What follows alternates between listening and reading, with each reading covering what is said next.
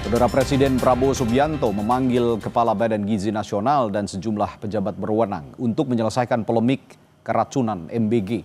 Pemerintah memastikan akan melakukan perbaikan terhadap tata kelola pelaksanaan MBG. Saya mohon maaf atas nama BGN dan berjanji tidak akan lagi terjadi. Tidak akan terjadi lagi. Ribuan siswa dari beberapa jenjang pendidikan menjadi korban keracunan MBG di Bandung Barat.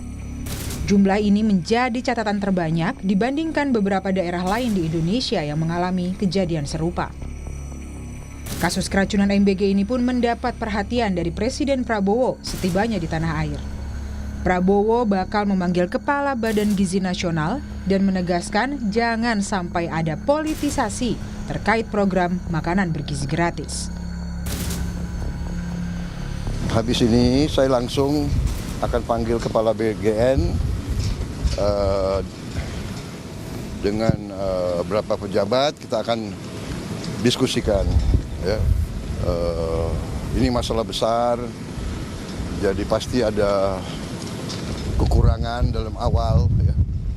Tapi saya juga yakin bahwa kita akan selesaikan dengan baik. Ya. Kita harus waspada, jangan sampai ini dipolitisasi.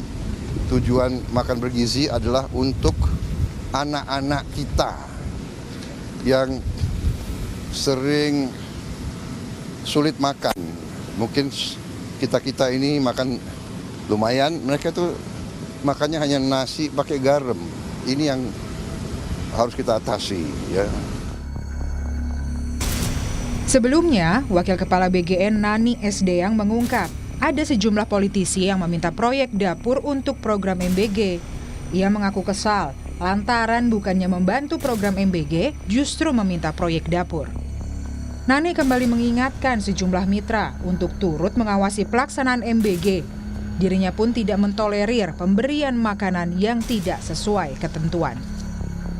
Ini kan program kasihan, banyak anak-anak nggak bisa makan, kita mau ngasih makan kok rebutan mau. Makanya ada, serius nih, ada yang WA saya, Mbak, saya jawab, kamu politikus bukannya bantu saya bagaimana mengkomunikasikan soal keracunan, malah minta dapur, ya kan? Langsung saya blok. Nah aja lu ngurusin dapur, ya kan? Nah, iyalah, saya nggak mau kayak begitu ya. Sekali lagi, saya minta para mitra untuk ikut mengawasi dan bertanggung jawab. Saya juga tidak mentolerir bahan baku yang dipakai bila tidak fresh. Karena kejadian di Bandung ini sungguh di luar nalar. Bagaimana bahan baku dalam kondisi tidak fresh, ayam dibeli di hari Sabtu, baru dimasak di hari Rabu. Makanan yang diterima tidak dalam kondisi segar menjadi salah satu penyebab keracunan massal. Ahli gizi masyarakat Dr. Tan Sot Yen menyatakan salah satu evaluasi yang perlu diperhatikan adalah mengenai tata kelola pembagian MBG.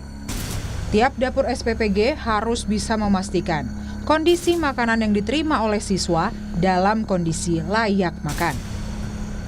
Ya, pertama tentu saja dari pertama kali MBG diselenggarakan, kita sudah ribut dengan masalah tata kelola.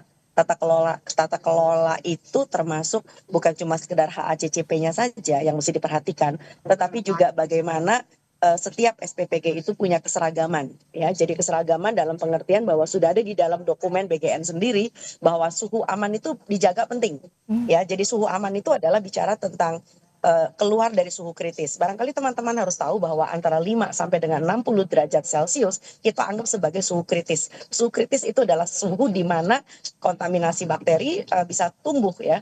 Nah, itu sebabnya kenapa makanan yang akan dibagikan itu harus dalam kondisi suhu di atas 60 derajat. Untuk menindaklanjuti pelaksanaan MBG, pemerintah telah menutup sementara sejumlah dapur SPPG yang tidak memenuhi standar. Pelaksanaan evaluasi MBG juga turut dilakukan pemerintah guna memperbaiki tata kelola pelaksanaan MBG. Tim Liputan Kompas TV.